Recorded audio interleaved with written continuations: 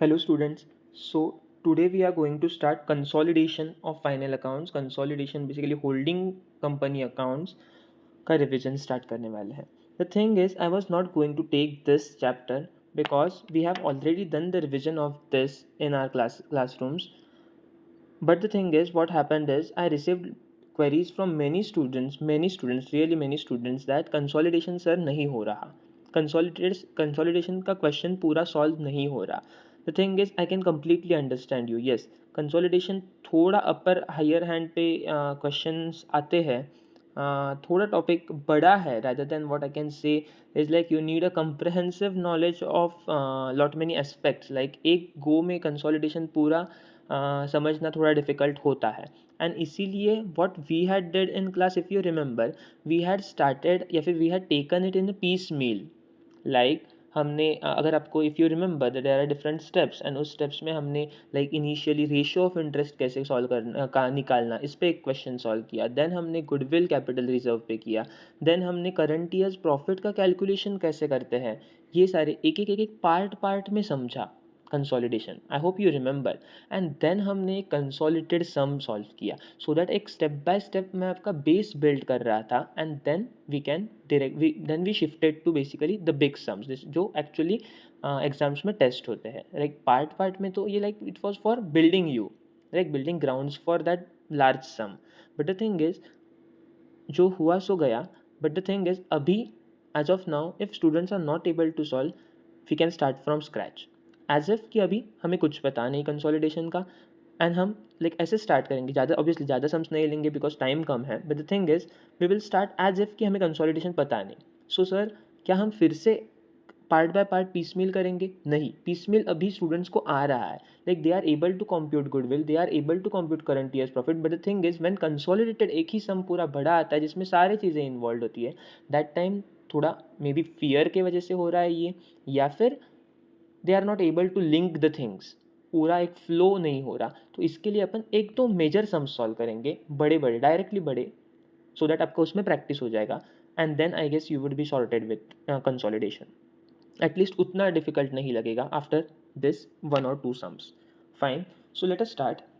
Before starting I would like to tell you कि like consolidation में steps क्या है सबको पता है या फिर हम अभी देखेंगे. Fine. But the thing is questions अगर लाइक बड़े क्वेश्चंस एक्सपेक्ट करूँ मैं, तो बड़े क्वेश्चंस कौन से टाइप्स के हो सकते हैं? I can categorize questions, I can categorize the big large questions from consolidation in two parts.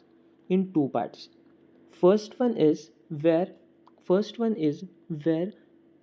the holding company acquires the subsidiary company, where the holding company, give me a minute, H Limited में holding company बोलता हूँ, it acquires the subsidiary company S Limited on at the start of the year.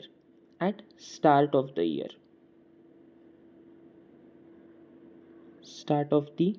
year. That is, I would like to tell you कि if this is my accounting period, 1st of April से start होके 31st of March तो ख़त्म हो रहा है. तो if this is my accounting period, then holding company is acquiring subsidiary company on this date itself. Starting को ही acquisition है, that itself is date of acquisition. And then tell me क्या इस केस में करंट ईयर प्रॉफिट अगर आप निकालोगे, current year profit ये वाला, ये करंट ईयर है, तो अगर इसका प्रॉफिट निकालोगे तो वो क्या pre acquisition and post acquisition में डिवाइड होगा क्या? Pre acquisition and post acquisition में डिवाइड होगा क्या? नहीं होगा, बिकॉज पूरा का पूरा ये पूरा साल, ये देखो ये वाला, ये पूरा साल इज आफ्टर एक्विजिशन, बिकॉज यहाँ पे एक्विजिशन हुआ इस डेट पे. तो इसके बाद कमाया हुआ पूरा का पूरा प्रॉफिट इस साल का करंट ईयर प्रॉफिट जो हम निकालते हैं, तो ये पूरा का पूरा profit would be post acquisition. तो sir in this case do you need to compute pre acquisition profits? नहीं, प्री एक्विजिशन प्रॉफिट्स निकालने की ज़रूरत नहीं होती. समझ रहे हो बात को? मतलब आई मीन टू से करंट ईयर का प्रॉफिट आपको डिवाइड करने की ज़रूरत नहीं होती इन प्री एंड पोस्ट. सो एक तो सम्स ये टाइप के हो सकते हैं कि जहाँ पे आपका डेट ऑफ एक्विजिशन स्टार्टिंग पे ही है, एंड अगर स्टार्टिंग पे है तो आपको करंट ईयर का प्रॉफिट को डिवाइड नहीं करना. So sir does that mean आपको कैपिटल प्रॉफिट्स या फिर कैपिटल रिजर्व्स एंड सरप्लस, मतलब डेट ऑफ एक्विजिशन। कैपिटल हम किसको बोलते हैं, डेट ऑफ एक्विजिशन, ये 1/4 वाला, ये इस डेट पे कैपिटल प्रॉफिट्स या फिर कैपिटल रिजर्व जो है सब्सिडरी के, क्या सर वो भी नहीं निकालने? नहीं ना सर, रिजर्व्स नहीं निकालने ऐसे मैंने नहीं बोला, ऐसे मैंने नहीं बोला। We have to compute because goodwill के अगेंस्ट ये सेट ऑफ होते हैं, सॉरी आई मीन टू से हमने हमने जो इन्वेस्टमेंट की है उसके अगेंस्ट हमें ये रिसीव हुआ है, राइट तो ये हमें निकालने ही है, इस डे के रिजर्व्स हमें निकालने हैं। बट क्या इस करंट ईयर के प्रॉफिट को उन रिजर्व्स में ऐड करना है क्या? नहीं, इस करंट ईयर के प्रॉफिट, करंट ईयर का तो प्रॉफिट पूरा पोस्ट वाला है, तो उनको इस प्रॉफिट को उस रिजर्व्स में नहीं ऐड करना। समझ रहे हो सर? ये रिजर्व्स तो हर एक केस में निकालने ही पड़ेंगे, बिकॉज इससे ही तो गुडविल निकलेगा। जब मैं अभी ये दूसरा साइड देखो बताऊंगा ना, तब मे भी आपको ज़्यादा क्लियर हो जाएगा। देखो अब यहाँ पे देखो, दूसरा केस क्या हो सकता है, दूसरा केस क्या हो सकता है, H limited holding company acquires subsidiary company S limited in between the year, between the year, between the year मतलब in mid of the year या फिर कभी भी, लाइक ड्यूरिंग द ईयर बोल सकते हो, बिटवीन द ईयर से ज़्यादा ड्यूरिंग द ईयर बोल सकते हो। फाइन, तो लाइक फॉर एग्जांपल अगर ये मेरा अकाउंटिंग पीरियड है 1/4 से लेके 31 मार्च तक, तो लेट्स अज्यूम यहाँ पे 30 जून को एक्विजिशन हुआ, 30 जून को, तो this became my date of acquisition, right, this became my date of acquisition. तो अभी in this case current year का पूरे साल का प्रॉफिट कौन सा आएगा सर, ये आएगा, right, this would be your current year profit. Sir क्या इसको हमें डिवाइड करना पड़ेगा, ये स्टार्टिंग के 3 मंथ्स में एंड देन बाद में 9 मंथ्स में? यस, ये करना पड़ेगा। क्यों करना पड़ेगा सर, क्यों करना पड़ेगा? Because sir date of acquisition के पहले वाला profit is my capital profit, is my capital profit, उसके बाद वाला profit is my revenue profit. Fine, तो सर ये हमने डिवाइड कर दिया, लेट्स अज्यूम ये हमने डिवाइड किया, तो अभी क्या करेंगे सर, इसका यूज़ कहाँ पे करेंगे? तो इसका यूज़ कहाँ पे करेंगे? If you remember, capital profits, जो कैपिटल के प्रॉफिट्स है वो हम रिजर्व्स में जोड़ देते हैं। अभी देखो यहाँ पे ये जो कैपिटल रिजर्व में बताया था, कैपिटल रिजर्व्स एंड सरप्लस, मतलब as on date of acquisition कितने सब्सिडरी के कितने रिजर्व्स थे वो देखना है हमें। फाइन, तो हमें डेट ऑफ एक्विजिशन का डेटा यहाँ पे नहीं दिया रहता, तो हम क्या करते हैं, 1/4 का डेटा दिया रहता है क्वेश्चन में, ये इस तारीख का। क्या हमें इस तारीख का चाहिए रिजर्व्स एंड सरप्लस? नहीं, इस तारीख के रिजर्व्स एंड सरप्लस दिए गए हैं, उसमें हमने ये कैपिटल प्रॉफिट जोड़ दिया, ये कैपिटल प्रॉफिट यहाँ पे लेट्स अज्यूम यहाँ पे ले लिया एंड ये जोड़ दिया, तो ये क्या आया, यहाँ तक प्रॉफिट्स ये हुए थे 1 तक ये हुए थे रिजर्व सरप्लस वाला बैलेंस, प्लस इस साल का करंट ईयर प्रॉफिट में से इतने प्रॉफिट कैपिटल प्रॉफिट है, दैट इज बिफोर एक्विजिशन, मतलब इस डेट के पहले हुए हैं 30 जून के। तो ये टोटल अगर मैं दोनों को ऐड करूँ तो ये क्या आ जाएगा मेरा, रिजर्व्स एंड सरप्लस जो ओपनिंग में थे प्लस इस साल जो प्रॉफिट कमाया वो जोड़ दिया, तो टोटल मिला के आ जाएंगे मेरे कैपिटल रिजर्व्स एंड सरप्लस, जो कि as on date of acquisition मुझे ये काम आ जाएंगे गुडविल के अगेंस्ट सेट ऑफ करने के लिए या फिर गुडविल निकालने के लिए। समझ रहे हो बात को? इन दोनों में डिफरेंस क्या है, इन दोनों में डिफरेंस क्या है? The difference is, मियर difference is, दोनों जगह पे देखो ये बात कॉमन है, कैपिटल रिजर्व्स एंड सरप्लस तुम्हें निकालने। What is meant by capital reserve, या फिर मैं इस यहाँ पे किस ऐसे जैसा कोई टर्म नहीं है, बट मैं इसको किसको रेफर कर रहा हूँ? When I say capital reserve I mean reserves and surpluses as on the date of acquisition. वो मुझे क्यों चाहिए? तो जिस दिन मैं एक्वायर करूँगा उस दिन मैं पैसे पेमेंट कर रहा हूँ सब्सिडरी को, एंड उसके अगेंस्ट उन पैसों के अगेंस्ट मुझे क्या मिल रहा है, ये मैंने क्लास में भी हर बार बोलता था, मेरे पास से क्या गया एंड मेरे को क्या मिला। तो क्या गया is my investment made in subsidiary, and क्या रिसीव हुआ, तो ये रिसीव हुआ capital reserves and surplus along with share capital, obviously along with share capital, और उसमें से सिर्फ अपना वाला पोर्शन। तो यहाँ पे मैं बोल रहा था कि ये चीज़ दोनों में कॉमन है, ये चीज़ में दोनों में कॉमन है कि कैपिटल रिजर्व्स एंड सरप्लस ये निकालना।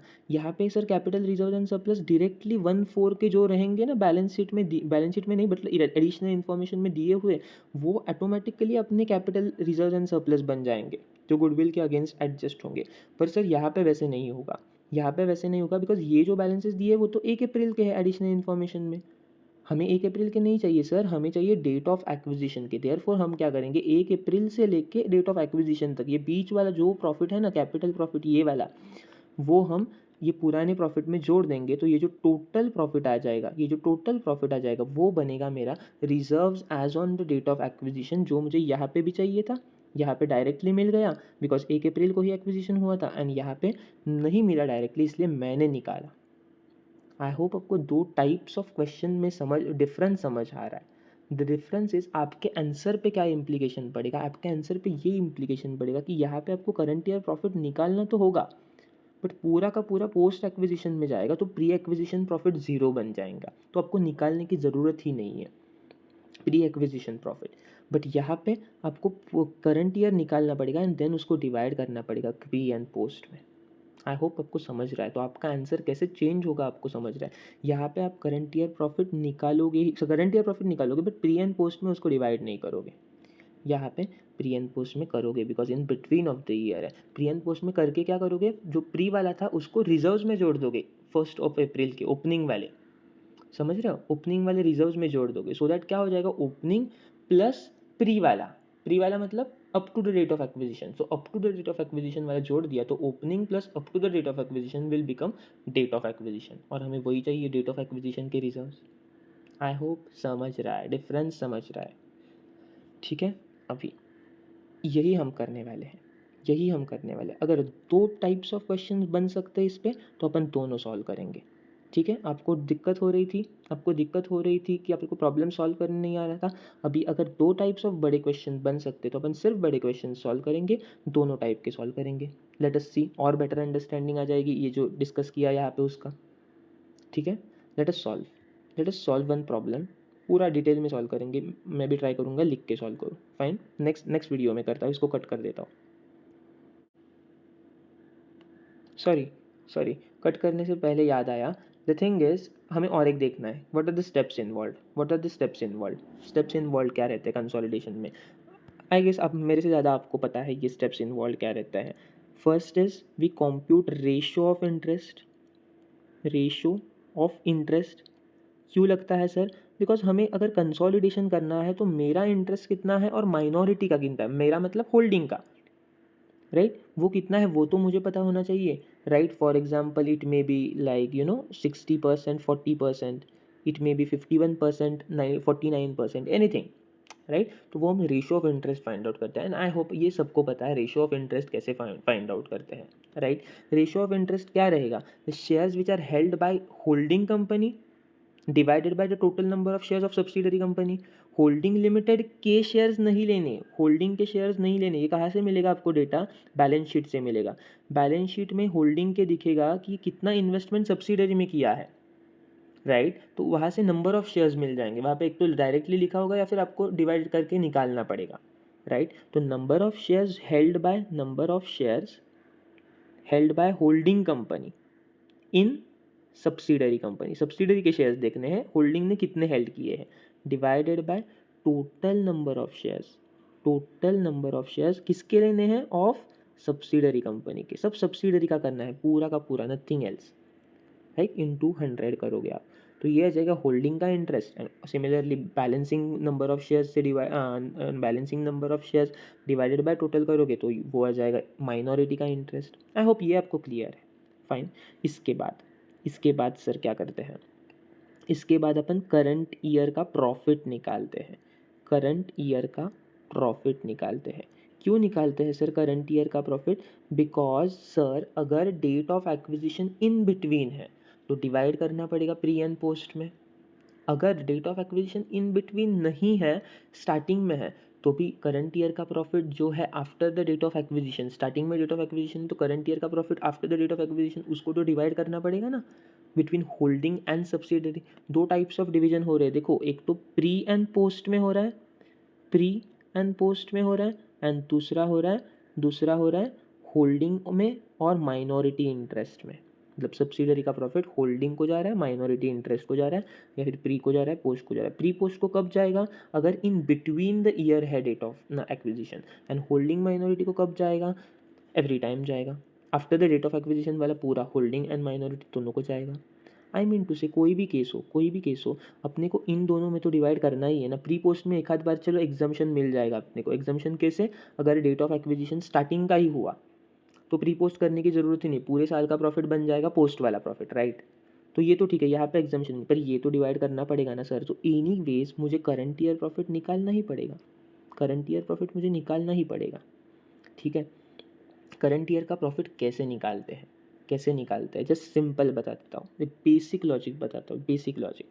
देखना, देखो, मेरे reserves and surplus, let's assume this is my financial year, इस 31st of let's say March and 1st of April, तो 31st ऑफ मार्च की बैलेंस शीट मुझे मिलती है, 31st ऑफ मार्च की मुझे बैलेंस शीट क्वेश्चन में दी गई रहती है, और यहाँ के बैलेंसेस, ये 1st ऑफ अप्रैल के बैलेंसेस मुझे एडिशनल इंफॉर्मेशन में दिए रहते हैं, एडिशनल इंफॉर्मेशन में दिए रहते हैं, फाइन। सो मैं क्या करता हूँ, इस दिन देखो मेरा प्रॉफिट, अगर मैंने साल भर में अगर कुछ प्रॉफिट कमाया है तो वो कहाँ पे जुड़ जाएगा, प्रॉफिट कहाँ पे जाता है, फाइनल अकाउंट्स आप बनाते थे 11 से, राइट। तो प्रॉफिट कहाँ पे जाता है, profit goes to reserves and surplus, everybody agrees this, profit goes to reserves and surplus. तो मैं क्या करता हूँ, अगर इस बार इस साल में कुछ प्रॉफिट कमाया है तो यहाँ के रिजर्व्स एंड सरप्लस एंड यहाँ के रिजर्व्स एंड सरप्लस डिफरेंट होंगे, राइट। और मेरे पास दोनों रिजर्व सरप्लस है, यहाँ के भी है बैलेंस शीट में दिए हुए क्वेश्चन के, एंड यहाँ के एडिशनल इन्फॉर्मेशन में दिए हैं। सो इन दोनों का अगर मैंने डिफरेंस लिया कि लेट्स से मेरे पास यहाँ पे रिजर्व्स थे 50,000 के, एंड यहाँ पे during the end of the year 1 lakh के हो गए, सर बढ़े कैसे, रिजर्व्स बढ़े कैसे, तो ऑब्वियसली रिजर्व्स कैसे बढ़ते हैं, reserves increase because of profit. तो इन दोनों का डिफरेंस, दैट मीन्स मैं बोलूँगा मैंने साल भर में 50,000 कमाए, इसलिए मेरे ओपनिंग के 50,000 प्लस साल भर में कमाए हुए 50,000 मिल के बने क्लोजिंग के 1 लाख रुपीज़, जो कि आज मेरे बैलेंस शीट में दिख रहे हैं यहाँ पे। आई होप समझ रहा है।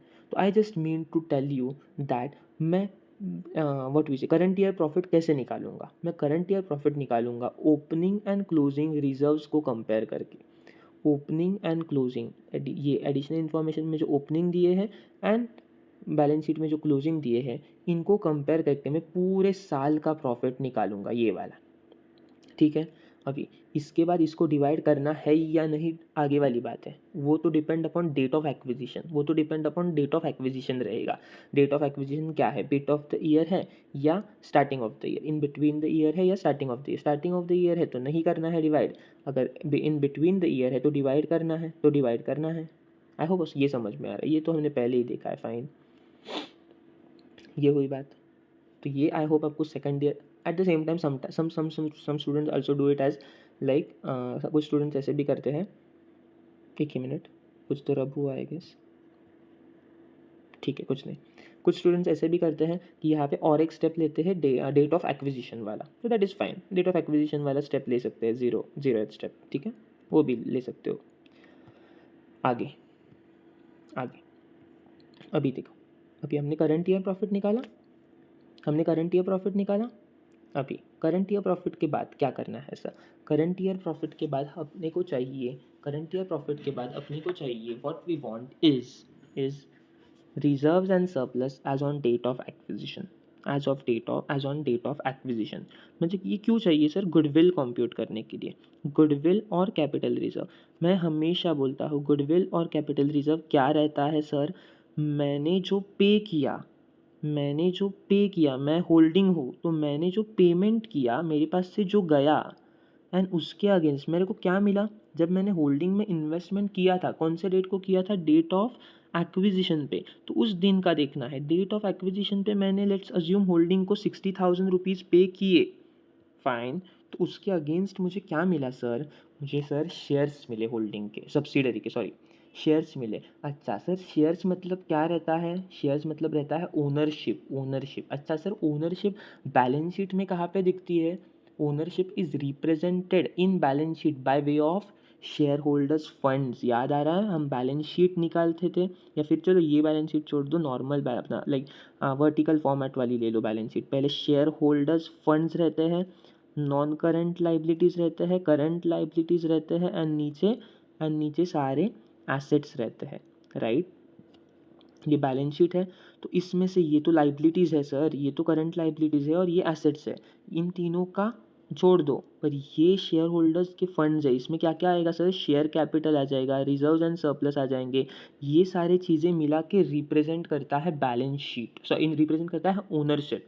ये सारा पैसा ओनर का पैसा है, right? So when I pay 60,000 rupees to my subsidiary, what I get is shares, what I get ultimately is this shareholders funds। समझ में आ रही है बात? तो मैं अभी क्या करूँगा पता है आपको? मैं अभी क्या करूँगा, मैं अभी देखूँगा कि मैंने पेमेंट कितना किया, 60,000। उसके बदले में मुझे क्या मिला? उसके बदले में सर मुझे मिला, मैं एक यहाँ पे लिखता हूँ रिसीट। रिसीट ये एक्चुअली टेक्निकल वर्ड्स नहीं है, बट आपके अंडरस्टैंडिंग के लिए। उसके बदले में मैं लिखता हूँ मुझे रिसीट। क्या क्या मिला सर? मुझे मिला शेयर होल्डर्स फंड्स मिला। पूरा का पूरा आपका हुआ क्या? पूरा का पूरा सब्सिडरी का शेयर होल्डर का फंड आपका हुआ क्या? No, not at all. आपका नहीं हुआ। क्यों नहीं हुआ? हमें तो सिर्फ 60% या फिर जो कुछ भी था, अपना रेशो क्या था, आई गेस 70% मैंने ऊपर लिखा था, राइट? 60-40। तो मुझे तो सिर्फ 60% मिला, या फिर मुझे तो फिर let's assume 75% is the ratio, तो 75% मिला मुझे। समझ में आ रही है बात? तो 75% of the share holders funds मेरे बन गए उस दिन के ऑब्वियसली डेट ऑफ इस पेमेंट इस दिन किया, तो रिसीट जो मिला वो भी उसी दिन का होगा ना। इसके बदले में ये मिला है तो उसी दिन का देखेंगे। फाइन, तो उसी दिन का देख रहा हूँ मैं, और वैसे गुडविल निकाल रहा हूँ कि मैंने पेमेंट किया 60,000 का और मुझे मिला, लेट्स अज्यूम कि मुझे ये शेयर होल्डर्स फंड्स थे मेरे कितने के, 50,000 के टोटल शेयर होल्डर्स फंड। हाँ, टोटल 50,000 के शेयर होल्डर फंड थे। उसमें लेट्स अज्यूम 30,000 था शेयर कैपिटल, 20,000 थे reserves on date of acquisition. हाँ, ये डेट ऑफ एक्विजिशन की बात चल रही है। तो ये लेट्स अज्यूम ऐसे मिला के टोटल 50,000 थे। फाइन, तो इन 50,000 पे से मेरा कितना हुआ सर? मेरा कितना हुआ? 75%। कितना आता है? 50,000 इंटू 75%, 37,500।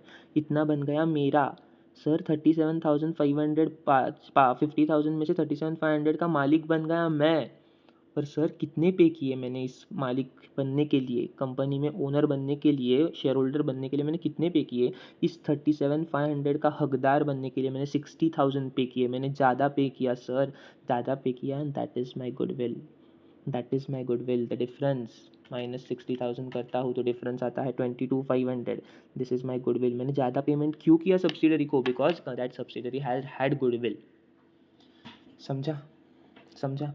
इसमें से मुझे ये नहीं समझाना था कि गुडविल कैसे निकालते हैं, इसमें से मुझे ये समझाना था कि गुडविल निकालने के लिए क्या कंसीडर करते हैं। गुडविल निकालने के लिए कंसीडर करते हैं, फर्स्ट मैंने क्या दिया, मेरे पास से क्या गया, मेरी इन्वेस्टमेंट सब्सिडरी में कितनी रही जो कि बैलेंस शीट में दिख रही होंगी वो, एंड माइनस करते हैं क्या, शेयर होल्डर्स फंड्स का अपना वाला पार्ट, सिर्फ अपना share of share holders fund. Sir share holders fund कौन से? जो बैलेंस शीट में दिए हुए हैं वो नहीं। बच्चों यहाँ पे गलती करते हो। शेयर होल्डर्स फंड कौन से? As on the date of acquisition sir, as on the date of acquisition. Date of acquisition कौन सी है सर?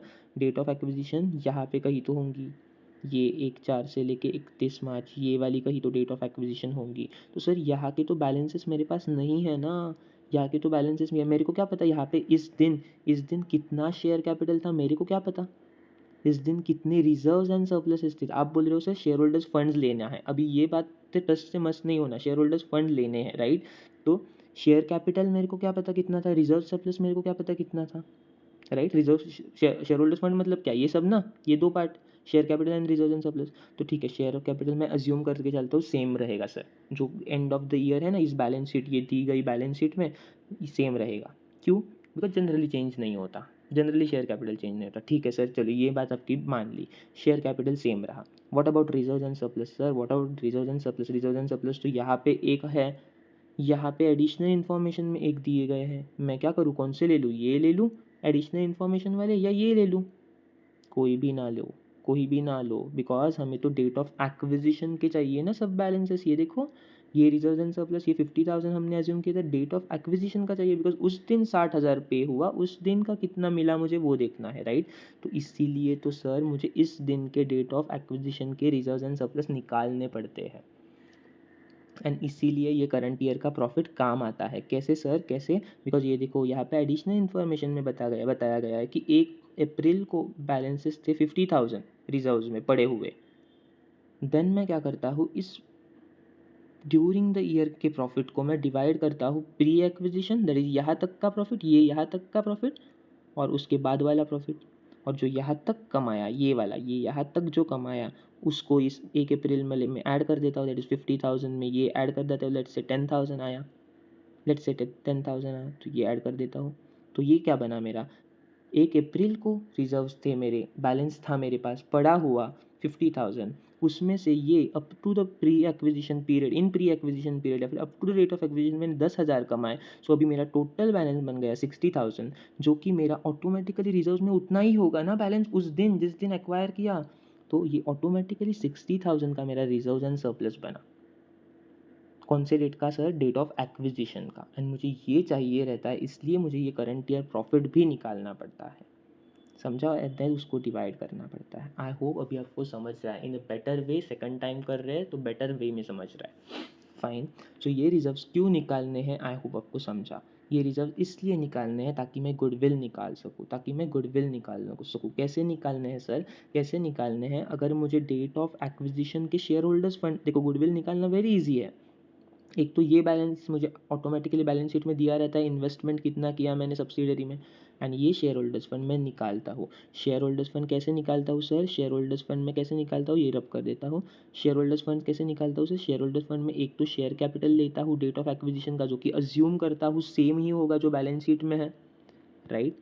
एंड दूसरा reserve and surplus, sir reserve and surplus रहता है, ये दोनों मिला के शेयर होल्डर्स फंड बनता है। तो रिजर्व एंड सरप्लस में मैं क्या करता हूँ सर, रिजर्व एंड सरप्लस में मैं 1 अप्रैल के एडिशनल इन्फॉर्मेशन में से लेता हूँ, एडिशनल इन्फॉर्मेशन में से लेता हूँ, एंड 1 अप्रैल के एडिशनल इन्फॉर्मेशन से लिए और 1 अप्रैल से लेके आगे डेट ऑफ एक्विजिशन तक ये वाला, ये पीरियड को क्या बोलते हैं, इस पीरियड को pre acquisition period, right, before acquisition वाला पीरियड, इसको मैं करंट ईयर प्रॉफिट के नोट में से लेता हूँ, वर्किंग नोट में से लेता हूँ। ये जो ऊपर किया ना करंट ईयर प्रॉफिट और उसको डिवाइड किया दोनों में, ये देखो, ये करंट ईयर प्रॉफिट, ये करंट ईयर प्रॉफिट, उसको डिवाइड किया ये दोनों में 1 और 2, तो ये जो पहला वाला पार्ट है ना, ये वाला, ये 10 ये वो वाला प्री एक्विजिशन, तो वो मैं इसमें जोड़ देता हूँ, इसमें जोड़ देता हूँ। एडिशनल इन्फॉर्मेशन वाले रिजर्व्स प्लस आज तक कमाए हुए ड्यूरिंग दिस ईयर कमाए हुए रिजर्व, टोटल मिला के मेरा बनेगा reserves as on date of acquisition, reserves and surplus as on date of acquisition बनेगा। ऊपर देखो this was share capital on date of acquisition, यहाँ देखो it is reserve and surplus on date of acquisition, दोनों को अगर जोड़ दिया, इन दोनों को अगर जोड़ दिया तो दैट बनेगा share holders funds on date of acquisition. समझा, वो क्यों चाहिए वो भी बताया, बिकॉज यहाँ पे मुझको माइनस करना है इन्वेस्टमेंट के अगेंस्ट, उसको एडजस्ट करना है, तो मेरा निकलेगा गुडविल या कैपिटल, यहाँ पे गुडविल या capital reserve, this minus this, ये payment minus receipt. I hope you are well clear with the things. I hope you are well clear with the things. अभी आपको कोई प्रॉब्लम नहीं आना चाहिए कि हम सब चीज़ें क्यों कर रहे हैं, इसका पर्पज़ मैंने बताने की कोशिश की है, यही पर्पज़ मैंने सिखाते टाइम भी बताया, रिवीजन लेक्चर में भी बताया क्लास में, एंड अभी फिर से बता रहा हूँ। समझा, समझा, आई hope you have got it. तो इसके वजह से मतलब इस मेथड से या फिर इस प्रोसीजर को फॉलो करके या फिर इस पैटर्न को अगर ऐसे फॉलो किया सर हर एक क्वेश्चन में, तो आपका गुडविल आ जाएगा, आपका गुडविल आ जाएगा। सर गुडविल आने के बाद थिंग्स ख़त्म होते हैं क्या, नहीं सर, ये कंसोलिडेशन है, यहाँ पे ख़त्म नहीं होता, अभी चलता है और फाइन। गुडविल आने के बाद मेरा 4th स्टेप बनता है minority interest, minority interest sir, minority interest. देखो माइनॉरिटी इंटरेस्ट सर क्या क्या रहता है सर, माइनॉरिटी किस किस में इंटरेस्टेड रहती है बताओ, माइनॉरिटी आप किस किस में इंटरेस्टेड थे जब अपने गुडविल निकाला, जब अपने गुडविल निकाला, देखो आप शेयर होल्डर्स फंड के 75% में आप इंटरेस्टेड थे, राइट। शेयर होल्डर्स फंड मतलब शेयर कैपिटल और रिजर्व्स एंड सरप्लस, एंड ये कौन से डेट का था, डेट ऑफ एक्विजिशन वाला था, राइट। तो अगर आप 75% में इंटरेस्टेड थे तो माइनॉरिटी 25% में होगी। तो जो ऊपर आइटम्स लिए, जब सम सॉल्व करेंगे तब देखेंगे, जो यहाँ पे आइटम्स लिए, शेयर कैपिटल लिया कितने का, लेट्स अज्यूम 1,00,000 रुपीज़, उसका 75% लिया। रिजर्व एंड सरप्लस कितना था, 50,000 था, ये रहा ये, उसका 75% लिया, समझा। तो अभी माइनॉरिटी में क्या करोगे, वही चीज़ें लोगे, same to same copy paste करोगे, शेयर कैपिटल लोगे, रिजर्व एंड सरप्लस लोगे। ये कौन से बैलेंसेस थे सर, डेट ऑफ एक्विजिशन के, शेयर कैपिटल तो सेम ही था तो डेट ऑफ एक्विजिशन का सेम ही है दोनों जगह। रिजर्व एंड सरप्लस मेनली कौन सा बैलेंस था सर, ये डेट ऑफ एक्विजिशन वाला बैलेंस था sir, right. Up to the date of acquisition. वहाँ पे 75 लिए थे, यहाँ पे बचा हुआ 25 लोगे। अगर ऑब्वियसली ना सर, अगर आप 75% में इंटरेस्टेड हो तो वो लोग बेचारे 25% में नहीं है क्या इंटरेस्टेड, होंगे ही। सो इंटू 25% करोगे, यहाँ पे भी इंटू 25% करोगे। मतलब अगर आप देखोगे तो यहाँ पे हमने डेट ऑफ एक्विजिशन तक के सारे बैलेंसेस, अगर ये डेट ऑफ एक्विजिशन है तो सारे balances up to the date of acquisition cover किए हैं कहीं ना कहीं। तो 75% की है, यहाँ पे ऊपर गुडविल निकालते टाइम यहाँ पे दोनों 75 एंड यहाँ पे 25। आई होप आप समझ रहा है, आई होप समझ रहा है सर। ठीक है, तो ये दो ले लिए सर आपके कहने पे, ये दो ले लिए। तो अभी बचा क्या सर, अभी बचा हमें बैलेंस शीट तो सर इस दिन की बनानी है, तो यहाँ तक तो सब कंसीडर कर लिया, ये वाला बीच वाला पार्ट, ये वाला पार्ट, तो अभी वो भी कर दो, अभी वो भी कर दो। इसको हम कहते हैं पोस्ट एक्विजिशन प्रॉफिट।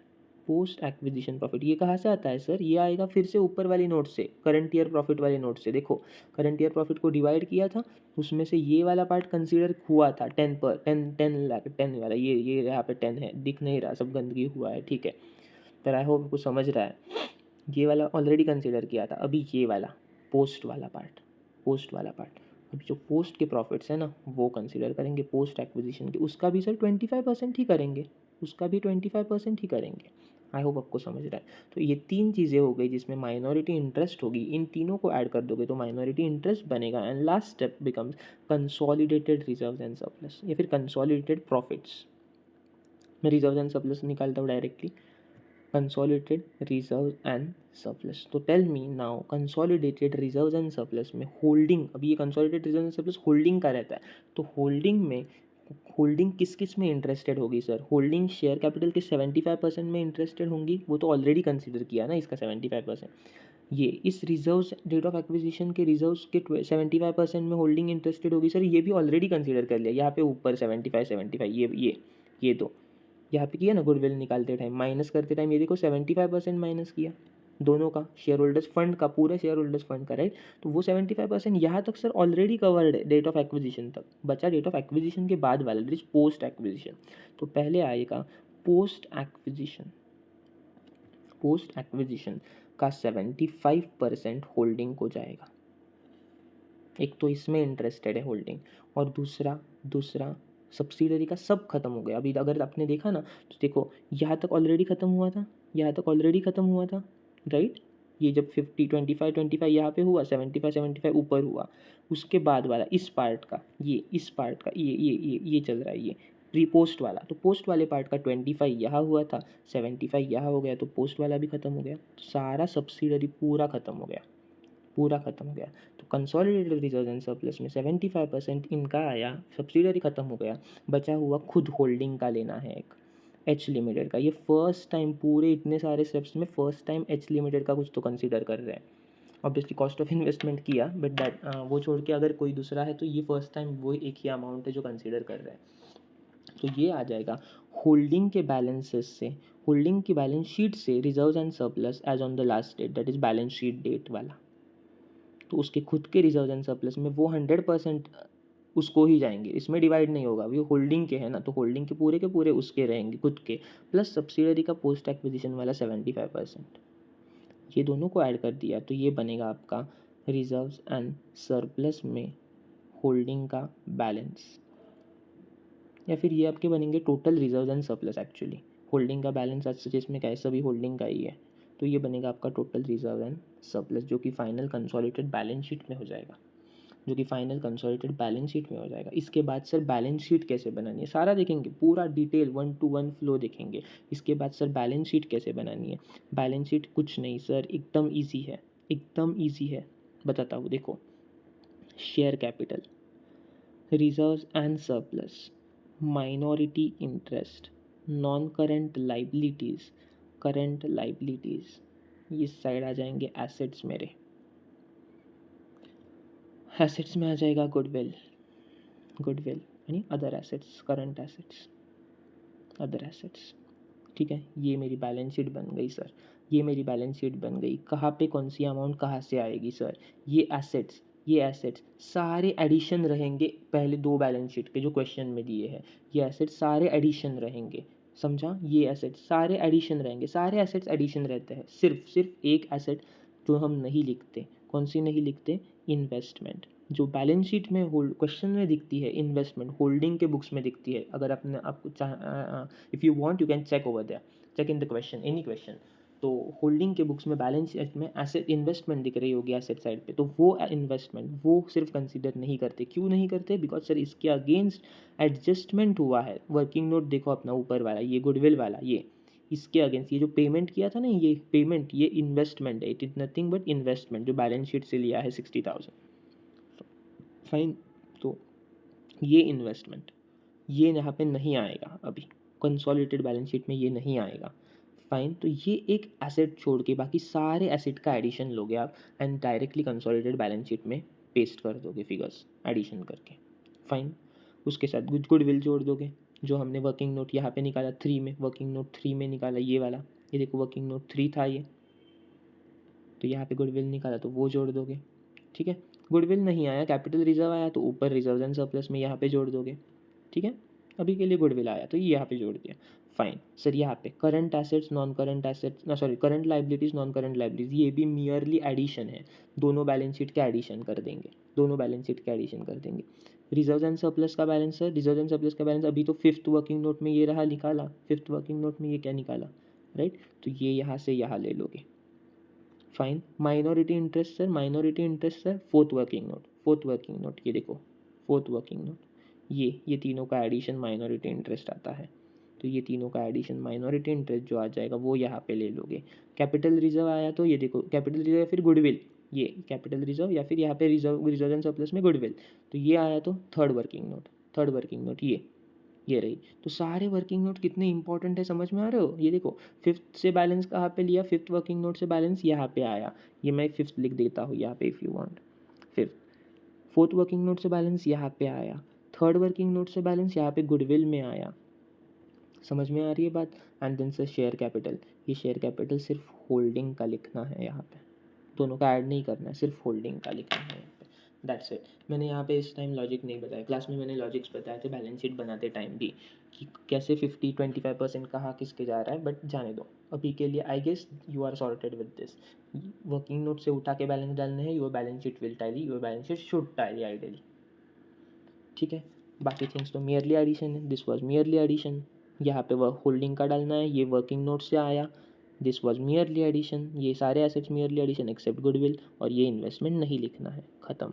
इतना सारे चीज़ें अगर आपने याद रखा एंड इस तरीके से इन स्टेप्स को अप्लाई करते गए ना क्वेश्चन सॉल्विंग के time, you will be sorted, आपका कंसोलिडेशन वाला सम परफेक्टली सॉल्व होगा। फाइन, अभी विदाउट वेस्टिंग टाइम अपन एक एग्जाम्पल सॉल्व करते हैं, let us solve example, next video में करता हूँ।